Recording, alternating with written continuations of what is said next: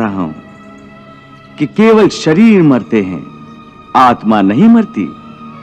इसलिए तुम शरीर का मोह त्याग दो, उनकी मृत्यु का शोक त्याग दो, परंतु तुम्हारा मन उस सत्य को मानना नहीं चाहता।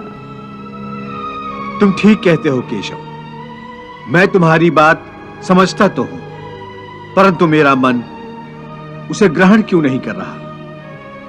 इसका कारण क्या है? इसका कारण है वो जंजीर जो तुम्हारे मन ने अपने ही गिर्द लपेट रखी है। कौन सी जंजीर? रिश्तेदारी की जंजीर, ये नातेदारी का मोह कि ये मेरा भाई है, ये मेरा मामा है, ये मेरा ससुर है, ये पितामह है।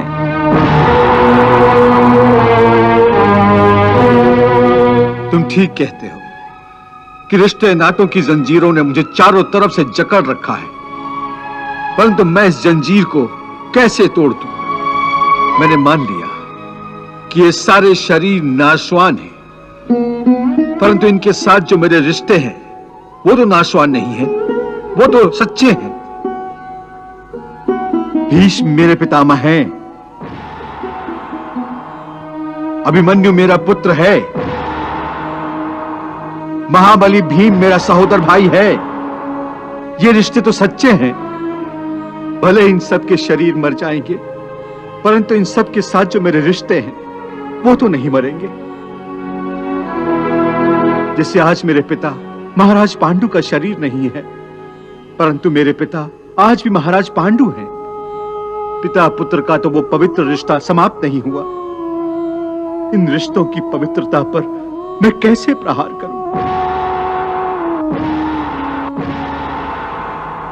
शरीर को भूल जाओ, परंतु अपने दादा के रिश्ते पर तीर कैसे चलाऊं? अपने भाई के नाते पर तलवार कैसे उठाऊं? अर्जुन, ये रिश्ते, ये नाते सब इस जन्म के हैं। इस जन्म से पहले या इस जन्म के पश्चात इन रिश्तों का कोई अस्तित्व नहीं रहता। ये काका, मामा, भाई, पुत्र, पितामह पिछले जन्म में कहां थे? तुम्हारे क्या लगते थे? और अगले जन्म में ये क्या होंगे,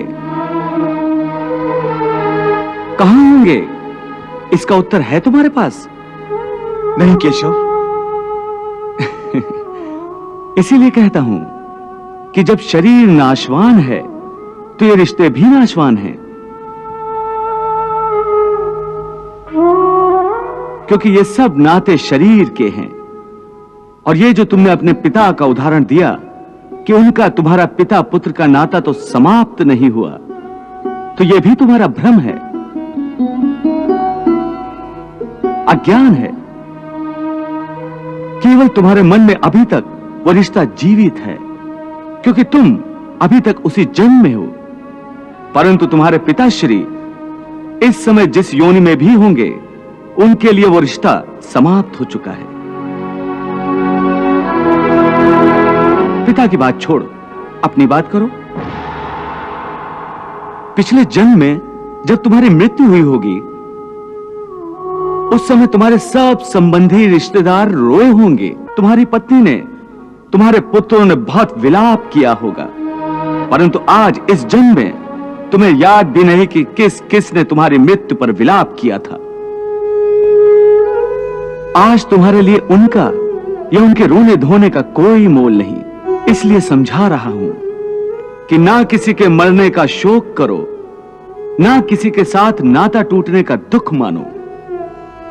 वैसे भी मेरी माया इतनी प्रबल है अर्जुन, कि जिन्हें तू समझता है कि तेरी मृत्यु के बाद शोक करेंगे, सारा जीवन रोते रहेंगे, वो भी असत्य है। मेरी माया के प्रभाव से थोड़े ही दिनों के बाद उन रोने वालों को तू फिर हंसता खेलता देखेगा। मित्र 4 दिन रोता है, भाई 10 दिन रोता है, पत्नी उससे अधिक रोती है, माता सबसे अधिक समय तक रोती है। परंतु सबके आंसू धीरे धीरे सूख जाते हैं और उन आंखों में फिर से नए नए सपनों की रोशनी चमकने लगती है। क्या तुम बता सकते हो कि पिछले जन्म में तुम्हारे किस रिश्तेदार ने तुम्हारे लिए कितना विलाप किया था? नहीं केशव, ये मैं कैसे बता सकता हूं? मुझे तो ये तक याद नहीं कि वो कौन थे। बस जिस तरह तुम अपने पिछले जन्म को भूल गए हो, उसी तरह तुम अपने इस जन्म को भी भूल जाओगे। इस जन्म के रिश्तों का अर्थ तुम्हारे आने वाले जन्म में कुछ भी नहीं रह जाएगा। आज अभिमन्यु को तुम अपना पुत्र समझ रहे हो सकता है पिछले जन्म में वो तुम्हारा पिता रहा हो, या आने वाले जन्म में तुम्हारा महाशत्रु बन जाए। आज तुम जिनको अपना रिश्तेदार समझ रहे हो, जिन्हें आदरणीय समझ रहे हो, और इसी कारण उनकी हत्या करने से संकोच कर रहे हो सकता है उन्हीं में से किसी ने तुम्हारे किसी पिछले जन्म में तुम्हारी हत्या की हो, या तुम्हें अगले जन्म में उनकी हत्या कर दो। हे अर्जुन, ये रिश्ते शरीर के जन्म के साथ पैदा होते हैं और शरीर की मृत्यु के साथ मर जाते हैं। इसलिए इन रिश्ते नातों के चक्रव्यूह से बाहर आ जाओ। आत्मा अमर है, इस अमर सत्य को पहचानो। रिश्ते तो बदलते रहते हैं। हे अर्जुन, इसलिए तुम्हें न रिश्तों से मोह करना चाहिए, न रिश्तों के टूटने का शोक करना चाहिए।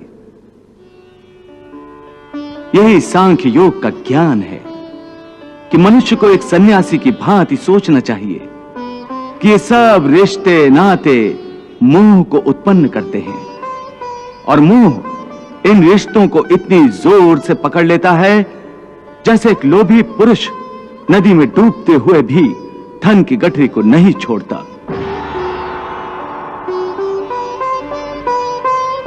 और आखिर में उसी गठरी के बोझ से खुद भी डूब जाता है। इसलिए अपने मन को सन्यासी बनाओ और इस मोह के बंधनों को छोड़ो, और इस बात पर ध्यान दो कि इस समय तुम्हारा कर्तव्य क्या है, तुम्हारा धर्म क्या है, और उसी के अनुसार कर्म करो।